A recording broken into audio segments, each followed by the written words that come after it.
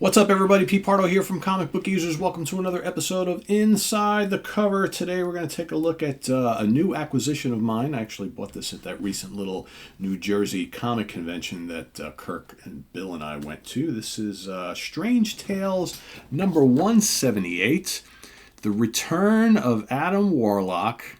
And look at who's drawing him now. Yes, Mr. Jim Starlin, as you can see. He's back, Marvel's most unique, most startling superhero of all, the man who stalked the stars. Great cover, right? So this would mark the beginning, just to get everybody up to speed. So, and we'll talk more about this in a bit. So Warlock appeared in a 2-issue special run in Hulk. In fact, it was Hulk 176, actually 176 to 178. And that saw the return of Adam Warlock. He was previously in Marvel Premiere for a couple of issues. Then Warlock had his own comic that ended with issue 1 through 8. Of course, that was drawn by Gil Kane and didn't really do a lot of business, right? So they killed the book. And then Jim Starlin, who had worked obviously with Captain Marvel, offered to take over the character. That's when things kind of picked up steam a little bit. So this is so now with their re-premiering, right, him in the Strange Tales book as a way to kind of gain interest back in the character again, to see what the interest level is, right? So in the hands of Jim Starlin, this of course worked out quite well. So they did a couple of issues, a handful of issues in Strange Tales, and then they went back to the Warlock book and started on issue 9 and went through. So so that's how that works. So here, this is published in 1975. Jim Starlin, writer, artist, and colorist. So Jim was basically doing kind of like a Kirby thing here, doing pretty much everything. Annette Kowecki, letterer, and Len Wein was the editor at the time. So here we got who is Adam Warlock. Very interesting issue here. I got something in my eye. Sorry, guys. Artwork is just absolutely terrific. So what we get first off for the first 4 pages is kind of like a recap from a guy named Sphinxor. Sphinxor, hey kids, Sphinxor from the star system Pegasus here. Seems that a few of you out there don't know who Warlock is. Shame, shame, shame. Well, Uncle Stan's asked me to fill you in, so hang on and take note because we've got a lot to cover in 4 pages, well, to begin with. So basically what he does is he takes you through the history of Warlock from the early days, coming out of the cocoon, the creation, right, as him, basically as almost like an infant type creature, right, who then wants to go find a mate, stumbles upon Lady Sif, wants to take Sif as his mate. Well, Thor wasn't having any of that, so they had the big epic battle there. Of course, that didn't turn out so well for Mr. Warlock, known as him at the time, because, you can't go up against the Thunder God, right? And then kind of like the relaunch at the hands of the High Evolutionary, right? So the High Evolutionary God, so those of you who watched the new Guardians of the Galaxy movie, that's why the High Evolutionary was involved in the introduction of Adam Warlock in that film, right? Because that actually did happen here in the comic, right? So then, creating of Counter-Earth and his whole dealings with that, that's what the whole first 8 issues of the Warlock comic was dealing with, was the whole Counter-Earth initiative, right? So here, then getting caught up to speed and how that all worked out, and then you can see there's the Hulk there, so then that whole storyline and the issue with the Hulk, right? So now we're all caught up, and Adam Warlock is just basically, floating through the universe, just kind of seeing what he can do. So again, this chronicle is just to let you know where he appeared before. Fantastic Four, 66 through 67, that's kind of the birth. Thor, 165, 166, that's as him, the battle with Thor. Marvel Premiere, 1 and 2. Warlock, 1 through 8, and Hulk, 176 through 178. So now that you're all caught up to speed, so now he's on some weird planet, and here you have this group of creatures who's chasing after this woman.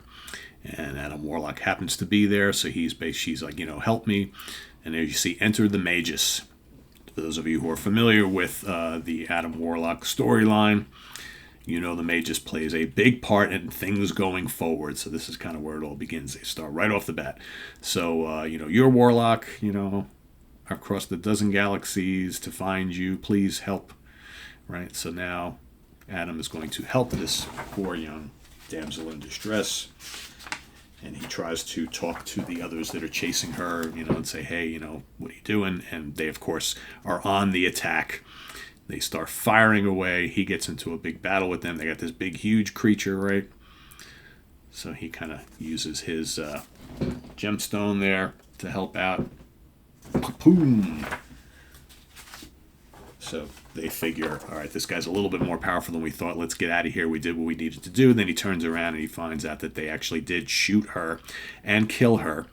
So he uses the power of his, now he needs some information because he wants to go find them and figure out why they did this. I've got to, everybody that I say I'm going to protect it never happens. And so he uses the power of his gemstone to kind of bring her back just briefly, so he can, this is one of the Infinity Stones, right? So it's actually the Soul Gem. Okay, that's what it's called, the Soul Gem.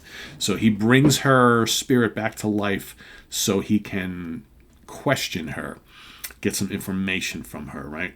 So yes, so she now will divulge some information, but what he finds out very quickly is all this other stuff, right? So she goes on and on and on about this whole series of events. So obviously there's a lot more going on here than Warlock actually thought. Okay. So then, after she talks about all this stuff, she's really not she. She is actually the Magus, or the Magus. I am power absolute. I am the God supreme. Warlock is like, oh my god, what the hell have I stumbled into here? Then all of a sudden, all these demons attack him. He's fighting off all the demons. And then he hears from the Magus, no, Adam, these demons will never go away, even though you'll never see them again. Do you at last comprehend my power?